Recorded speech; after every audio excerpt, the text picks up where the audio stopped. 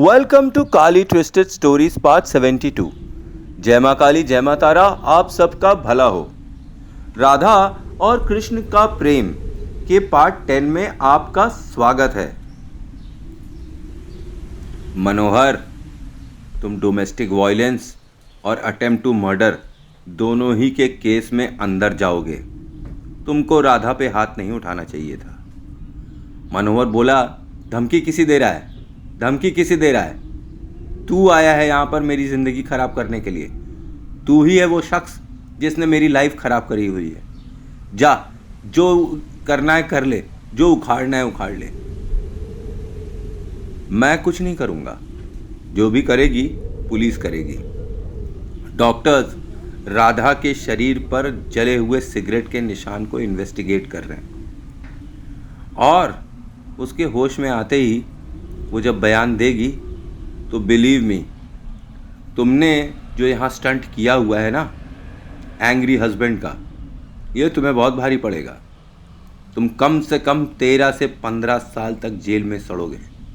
10 साल attempt to murder और 3 साल डोमेस्टिक वायलेंस के केस में। तब तुम्हें समझ में आएगा कि किसी भी औरत के ऊपर हाथ उठाने का अंजाम क्या होता है। मुझे कुछ करने की ज़रूरत नहीं। मैं चाहूँ तो तुमको अभी यहीं धूल में मिला सकता हूँ, तुम्हारा गला काट कर तुमको दंड दे सकता हूँ, पर नहीं, तुमको दंड तो पुलिस ही देगी। वही तुम्हारे लिए बेस्ट होगा कि तुम 13-14 साल चक्की पीसते रहो जेल में और ये सोचो कि मैंने ऐसा क्यों किया। मैंने ऐसा क्यों किया? मैंने इसलिए ऐसा किया क्योंकि तू मेरी लाइफ में घुस गया था, इसलिए किया। क्योंकि वो अपनी लाइफ से तुझे हटा नहीं रही थी, इसलिए किया। मुझसे कहती थी मुझे मत मारो, मुझे मत मारो, और एक दिन जब ज़्यादा मार दिया तो बड़बड़ाने लगी, कृष्ण जब आएगा तो वो मुझे बचा लेगा। उसने मुझसे वादा किया था, राधा तुम जब भी आवाज़ दोगी मैं हमेशा तुम्हारी मदद के लिए आ जाऊंगा। कृष्ण अपना वादा कभी नहीं तोड़ता। बस मुझे कृष्ण से एक बार बात करनी है। और एक दिन घर में काम करने वाली बाई के हाथ से फ़ोन लेकर उसने तुझे कॉल कर दिया और तू दौड़ते हुए यहाँ चला आया। मैं तुझे कभी नहीं माफ़ करूँगा और तुझे कभी नहीं छोड़ूंगा। तूने आखिर इस लड़की की शादी मुझसे कराई ही क्यों? मैंने इसकी शादी इसलिए कराई क्योंकि उस वक्त मैं मर रहा था। तो मुझे इसके जीवन की हमेशा चिंता रही। ये मेरी सच्ची दोस्त है, सबसे करीबी दोस्त। इसलिए मैंने इसकी शादी होने दी क्योंकि मैं मर रहा था।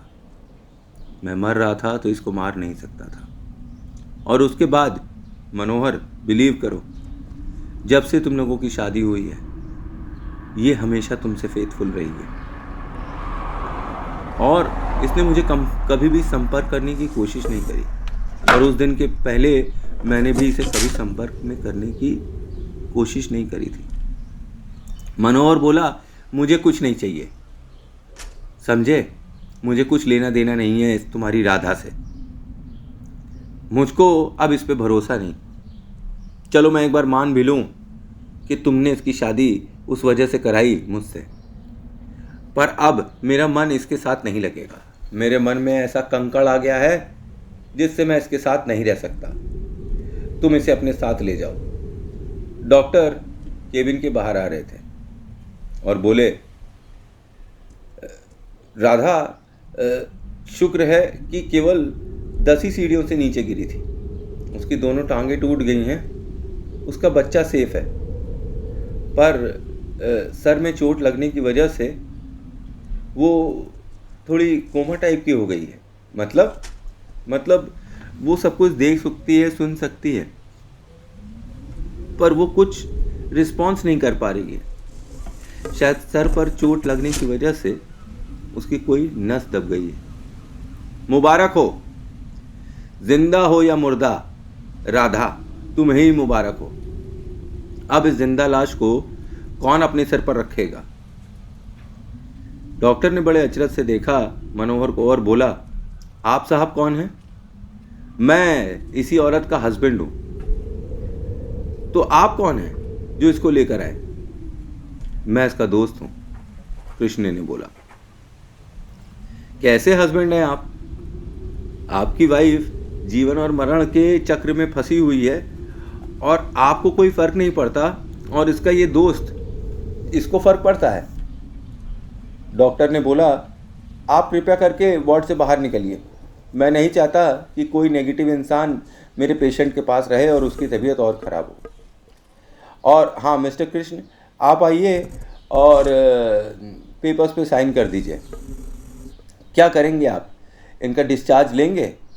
क्योंकि इनकी जो इलाज है उसमें अब हम और कुछ नहीं कर सकते हैं। इनका केवल इतना ही इलाज है कि इनको खुश रखा जाए और दवाइयों के सहारे इनको ज़िंदा रखा जाए और पुरानी यादों को फिर से याद कराने की कोशिश करी जाए। तो शायद एक चांस है कि ये फिर से अपने सेंसेस में आ जाएंगी। अदरवाइज़ ये चल फिर भी लेंगी, सब कुछ कर लेंगी, लेकिन इन्हें कुछ याद नहीं रहेगा। कौन है, क्या था, कैसे था, कुछ भी याद नहीं रहेगा। इसीलिए थोड़ा स्पेशल केयर लेनी ही पड़ेगी, क्योंकि वी डोंट नो कि मेमोरीज मिटरने के बाद इनकी और कौन कौन सी चीज़ें इनके दिल और दिमाग से मिटर चुकी हैं। तो जो भी इनकी केयर करेगा उसे बहुत ही स्पेशल केयर करनी पड़ेगी। अदरवाइज़ जैसा कि वो आदमी मनोहर कह रहा था, ये एक जिंदा लाश है। मतलब चलती फिरती एक ऐसी एंटिटी जिसको खुद को नहीं पता कि वो कौन था और क्या करने वाला था और क्या कर रहा था। Past, present, future becomes zero in this kind of cases. Doctor अच्छे से समझा रहा था और कृष्ण सर हिला हिला कर ऐसे दिखा रहा था जैसे वो कोई बहुत बड़ा मेडिकल का जानकार है। नीलम ने कहा, क्या प्रोग्राम है बॉस? क्या राधा को कोई है?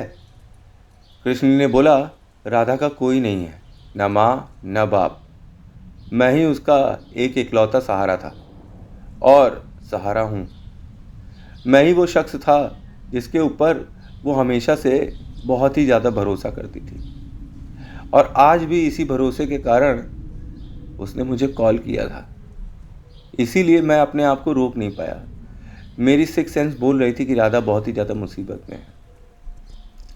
इधर मनोहर ने कह ही दिया है कि he has nothing to do with Radha. तो अब राधा को देखने के लिए और कोई नहीं बचता है सिवाय मेरे। सिवाय तुम्हारे कोई तो होगा इसका रिश्तेदार। कोई राधा को नहीं देख पाएगा। अगर राधा को देखने वाले होते तो इतने साल वो मेरे साथ क्यों होती?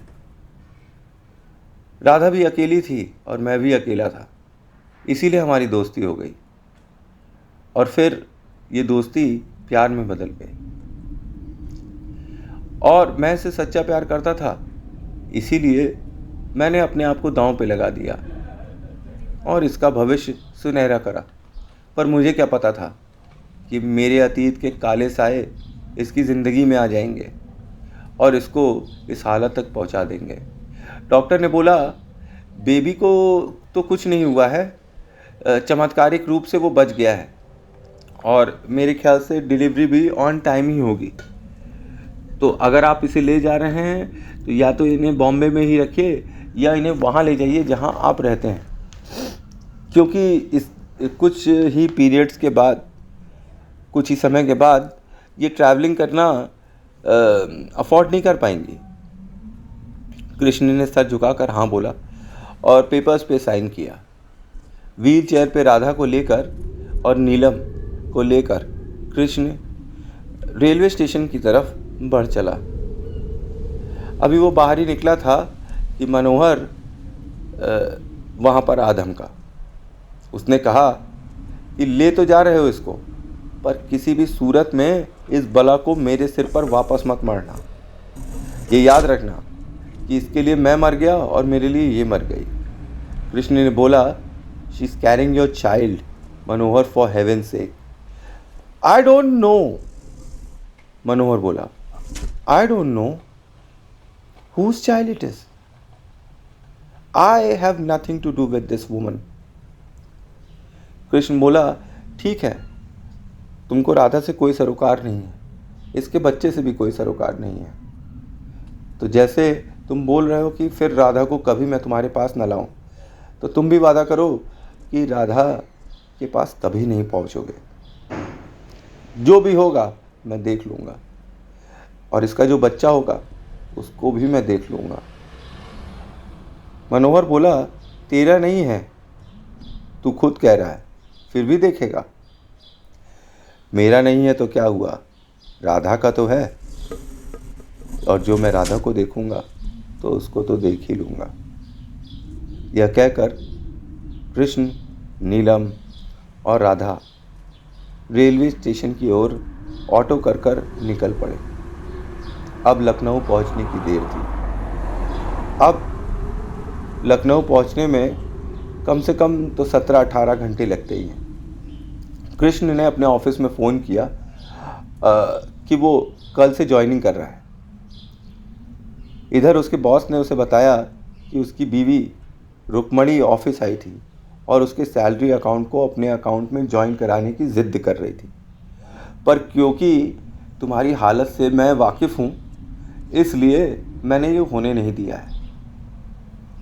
कृष्ण बोला, बस मैं पहुँच रहा हूँ सर, आप परेशान न होइए। और रही बात रुक्मणी की, उससे अब मेरा कोई लेना लादना नहीं है। वो बस मुझे परेशान करने के लिए इधर से उधर दौड़ रही है। पता नहीं क्या उसको झक सवार हो गई है कि वो मेरी इतनी जानी दुश्मन हो गई है। कृष्ण के बॉस ने बोला, चलो वो सब तो ठीक है, जल्दी ऑफिस आओ, मुझे भी हाई कमांड को बताना है कि एक बंदा हमारे यहाँ से गायब है और किस वजह से गायब है। अब ये वजह अगर उन्हें बताएंगे तो वो तुम्हें यहाँ काम करने नहीं देंगे। जल्दी आओ और ज्वाइन करो, और अपने साथ उस नीलम को भी ले आओ जो तुम्हारे साथ मटर गश्ती करने निकल पड़ी है। ये कहकर बॉस हंस पड़ा। कृष्ण भी हंस पड़ा, बोला, सर हम आ रहे हैं। जैसे ही ट्रेन में कृष्ण, नीलम और राधा बैठे, कृष्ण का फोन घनघना उठा। कृष्ण ने फ्लैश पर देखा, फ्लैश पर उसके बेटे मधुर का कॉल था। मधुर कॉलिंग। कृष्ण सोच में पड़ गया कि मधुर उसको क्यों कॉल कर रहा है। क्या रुक्मणी ने मधुर के सहारे कोई नया षड्यंत्र और पड्यंत्र रच दिया है?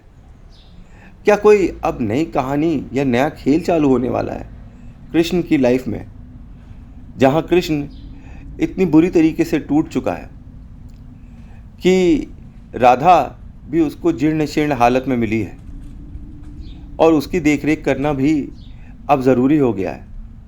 इधर नीलम, जो कृष्ण का भविष्य बन सकती थी, अब अधर में फंस गई है। वो उसके वर्तमान और भविष्य के बीच में ऊपर नीचे हिचकोले खा रही है।